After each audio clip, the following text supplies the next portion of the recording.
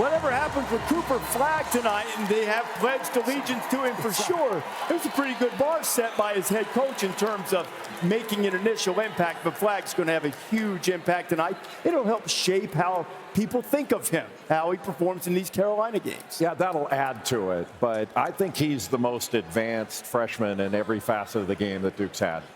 And they've had some unbelievable freshmen here. I'm not saying he's the most talented or, Jason Tatum. There's been Kyrie, there's been Jason Williams. There have been some great freshmen here. But what he's doing on a competitive level, he's the most competitive freshman I've seen. And it's hard to quantify that because competitiveness, a lot of players are really competitive. It's just on a different level with him. I think the competitive nature he has is very much like Leitner's was when he was here, but not necessarily as a freshman. I think as a freshman, he's more advanced in skill level, in his way that he plays both ends, the way he plays every play. Nothing seems to fluster him. And at 18 years old, that's hard to imagine. I said that yesterday, JB, just for being the second youngest player in college basketball. I think he's the most complete player that Duke has had in basketball history just because, look, I think Kyrie's probably the most skilled of all time because Kyrie's just very special. But there's no way Kyrie was doing what Cooper Flagg is doing on the defensive end. Right. There's no way. Maybe Jason Tatum a little bit, Paolo Banchero, McCarroll, Jabari Parker was also super talented. Yeah, it's a matter of degree. But you're right. But he's just, it's a different package, and nothing about the game feels forced. Everything was in the context of the flow of the game, which is just, as a freshman, we've all been at this level. Freshman time, you spend a lot of time trying to force the situation instead of just letting the game come to you. That one play that he made against Pittsburgh, everybody remembers the full court dunk. It was on SportsCenter and should have been. It was amazing. But the thing that stood out to me, he had just picked up his third foul. And Pitt inbounds the ball, and he makes a play, a steal in the post. Yep. A lot of players would have backed off, don't want to pick up their fourth, take a step back. He didn't. He's not built that way, and that's unusual. When hasn't he been under the microscope? He's been under the microscope basically his whole basketball career. Think about this summer, USA basketball. He just goes in, he plays ball. That's what he does. He has an incredible high basketball IQ, an incredible skill set. Like you guys said, he never forces anything. He can take over a game, and you don't even realize he's taken over the game because he always makes the right play. He takes what the defense gives him. So, yeah, Duke, Carolina's a big game. I don't know like you guys know it, but to me, this dude's just going to go and hoop because it's the next game, and he's just going to go out and hoop. That's the thing that fascinates me about Cooper Flagg. Like Jay Bilas, you know this too. How much pressure do you feel just playing at Duke? What does that feel like? Oh, it's every single day. And also, every single day when you're on TV, when you're being spoken about, you can't run from it, Trey. Yeah, well, that was going to be my point. There's already pressure playing at Duke. And there's even more pressure being the player that everyone is talking about every single day. And he never looks fazed by it. He always looks like he is having so much fun. He's in a flow. I talked to Rachel Baker, the team's GM. She said it's impossible to even be in a bad mood around this team. They're always in a good mood. They're always excited. And it starts with Cooper. As competitive as he is, there's this joy about him. He just enjoys playing the game. And that's what it looks like when he's on the floor. If she's looking for a bad mood, she should hang around us. Well, mostly hang around you. One of us particularly. That end of the table. The thing that really struck me, I think it was NC State game the other night, and he looked at Con Knueppel at one point and said, "Score the ball." Yeah. And for a freshman, I know fellow freshmen, but just taking ownership, taking the leadership there, pretty remarkable thing. There's Cooper Flagg's family. They've been on TV a lot, and rightfully so. Have more kids. Don't be embarrassed, Mom. Don't be embarrassed. They do. They have a whole roster coming through the No, but have more. Oh, okay. Have more. More kids? You can counsel them on that later if you'd like to. Tell the Flagg family how that works exactly. NBA mock draft, top 5 picks. Everyone anywhere believes that Cooper Flagg is going to be chosen first. Those 2 and 3 picks with Dylan Harper and Ace Bailey beg a lot of questions for the State University of New Jersey. But let's not digress at the moment and go over to the great Pete Thamel's already been breaking news this morning with Zakai Ziegler. Thamel, what do you got on Flagg and what NBA people are saying? Well, Reese, it's not exactly breaking news that Cooper Flagg is going to be a lock to be the #1 pick in the draft. But when I talk to scouts and GMs this week, there's a next-level conversation. Where does he rank amongst the last generation of #1 draft picks? The consensus is that he'd be considered in the top quarter of that elite group. One GM gave me the comparison of the arc of the career of Paolo Banchero, another Dookie. He said it's reasonable to see him as an instant starter, an impact player who becomes an all-star in year 2. Who will Cooper Flagg be as an NBA player? Scouts use Scottie Pippen and Andre Kirilenko as comps. Elite defenders, versatile on offense, great instincts. Another scout told me that Flagg's floor, meaning the worst-case scenario, is a Jaylen Brown-type role. An all-star #2 who impacts winning in so many different ways. Look, Reese, Flagg isn't perfect. His jump shot needs work. His handle and shot creation need to evolve. But his strengths are the amount of his strengths. Sean Ford, the executive director of USA Basketball, summed it up best. He said his biggest strength is a lack of weaknesses.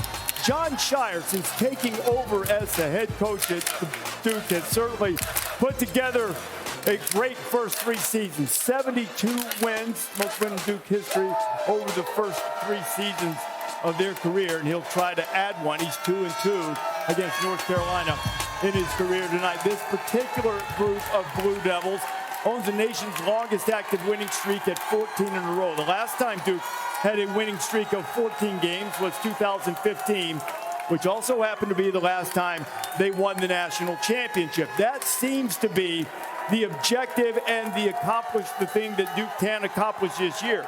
They obviously want to win the rivalry. They appear to be the class of the ACC.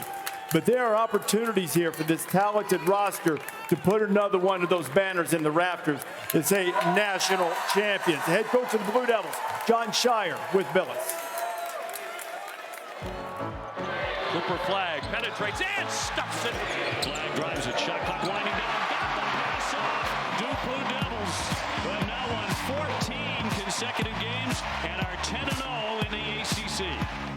When you were planning for this season and had your roster set, what were your expectations for this group? Well, I felt we had something special in the making, for sure. I felt even better once the season started when I saw the level of competitiveness these guys individually have had, collectively, and they're for each other. In this day and age especially, I think it's harder to have that complete togetherness and connectivity that this group really has. Where do you see this team being able to be when you get to the end? Well, I felt our defense has been ahead of our offense throughout the year. As of late, our offense has been okay. And I think we have another step we can take there with just the continuity and then just understanding how teams are playing us. Teams adjust to you. Teams scout you harder than they ever have. So we need to adjust. Like, we need to raise our level of what we're doing. The same things that we did in December may not work now. You played in I don't know how many Duke Carolina games. It was a lot in 4 years. You've coached in even more of them. With all your experience, what would you say to someone to try to get them to understand this is what it's like to play in a Duke Carolina game? It's bigger than you could ever imagine. The feeling, it's not just when you step on the court. It's the anticipation. It's the noise around it. And typically the team that can block all that stuff out and just focus on what you have to do wins. But it's the best thing ever. What's the difference in playing and coaching in the Duke Carolina rivalry? I think it's in general. When you're a player, you're thinking about what your job is, and now your job is to make sure everybody else knows their job and is ready to go. But at the end of the day, it's harder as a player. And picked off. Flagg on the attack with a slam and a foul. Have you ever coached anybody quite like Cooper Flagg? No. Cooper's different. He has a great feel for how to win. The key plays in critical moments through the whole year has been off the charts. Early in the season, with the reputation he brought in, #1 player in the country, expected to be the #1 pick in the draft, there might have been some that were saying, wait a minute, he's not scoring 25 a game, but now he is. Did you have to go to him and say, look, it's okay for you to take over sometimes? Some. We had to a little bit. Cooper, he's such a willing passer. I think it's one of the best things he does. But at the end of the day, we're at our best when he's in attack mode. Cooper Flagg, 42 points. A new ACC freshman record. I thought there was really a switch when he came back from Christmas break. And he came back with a renewed energy, renewed focus. And he's really taken this thing to a completely different level since he's come back. Time for the Wooden Watch presented by Principal. In January, Cooper Flagg averaged more than 25 points per game, just a tad over 7.5 rebounds also. Only two Division I players went 25-5 in the month of January. 5 games of 20 points or more. Tied for the most among freshmen. And Jay, he's the main event, man, every time he walks into the gym. And he's getting guarded in multiple ways, Reese, but he makes really good reads. And we're going to take a look right here at Cooper Flagg off some very simple action that Duke can run. It's going to be a low cross screen for the screener. And you're going to see Tyrese Proctor comes down on the left side. He's going to set a cross screen for Cooper Flagg to come and be isolated into the low post. And then Malik Brown's going to set a down screen for the screener. You expect it to be Proctor, but he reads the defense. The defender cheats, so he comes off the down screen, just shorts the play and winds up making the right read. And I think you heard John Scheyer say he's just different. It's hard to put into words. Like, his basketball IQ is really high. He's unbelievably smart, but his competitiveness level is off the charts. I mean, he knows the right play to make on the defensive end. He knows the right play on the offensive end. And at his age, it's only going to continue to get better. Honestly, I haven't seen anything like him here at Duke. He's the most advanced freshman that I've ever seen here. You know, one of the things I'm curious to watch continue to mature and evolve is how John Scheyer utilizes Cooper and other targets he has at the end of game situations. I mean, we saw that, Seth, you and I, watching the Kansas game, where everybody knew that Cooper was going to get the ball, but he had the ball from the full length of the court. And talking to John yesterday, I think getting movement, rotating the defense from side to side, and getting Cooper to operate at different angles where it can be more defense rotates, catch, turn, make a play. Because they're going to have close games down the stretch. And obviously, Seth, he's their playmaker, but also how do you get the defense not to see it coming? He makes hard plays look really easy. Like, he makes difficult decisions look easy because of his basketball IQ. He is so good in that middle third of the floor. They use him in the middle of the third, and when he's in a 5-4 screen with, say, Malawach or a screen with Knippel, they're almost impossible to defend if they have good spacing and, like you said, good ball movement. But to me, yeah, he's taken over games. But it doesn't seem like he's taken over games because he does it all in the context of what they're trying to do.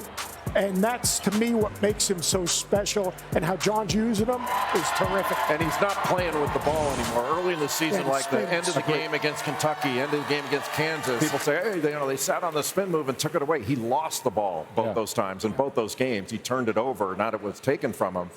But now he's way more decisive. So he's catching it, making a simple dribble move that's decisive, and he's become much better as a result. I mean, he's continuing to evolve in a positive way as an offensive player. Yeah, I think when you talk about him not forcing it when he's taking over, there's that, and there's also on the other side, if there is an opportunity for him to punctuate a play, he punishes the rim. He had that dunk against NC State, 2 feet in transition. This one right here. This one made it a tie game. It was a close game, and he had an opportunity to make a statement, and he did. This one at Wake, close game. That dunk put them up by 4. So if he has an opportunity, he takes complete advantage of it. That's one of my favorite things about his game. I do want to say also to people, we're talking a lot about Cooper Flagg. Malawach is an absolute beast. Knippel is a beast, right? Like, having Proctor on the floor, Mason Gillis on the floor to keep the floor spread so those guys have lanes, watching the way Malawach protects the rim. This team is way more than Cooper Flagg. He's going to get a lot of the attention, but they have depth. And I was talking to Coach John Scheyer yesterday, and he was saying this team's going to continue to get better because Tyrese Proctor hasn't even completely tapped in to his offensive capabilities. So as Tyrese Proctor taps in and gets even more aggressive, Duke will get even better. And when Malik Brown comes back, because Malik Brown, as a front court Secretary player, of Defense, a good defender, another he's an elite defender, and a terrific passer. So, like, the interior passing of their team is going to improve. This is a very complete team. The pieces fit. It's an old, young team. They got 5 veteran players, complemented by the best recruiting class in the country. The roster construction for this staff and what they've done has absolutely been terrific. I think Jay's conversation with John Scheyer, he talked a little bit about how they all fit together. Jealousy is an easy thing in this era of college basketball, and there's been zero evidence of that from this Duke team.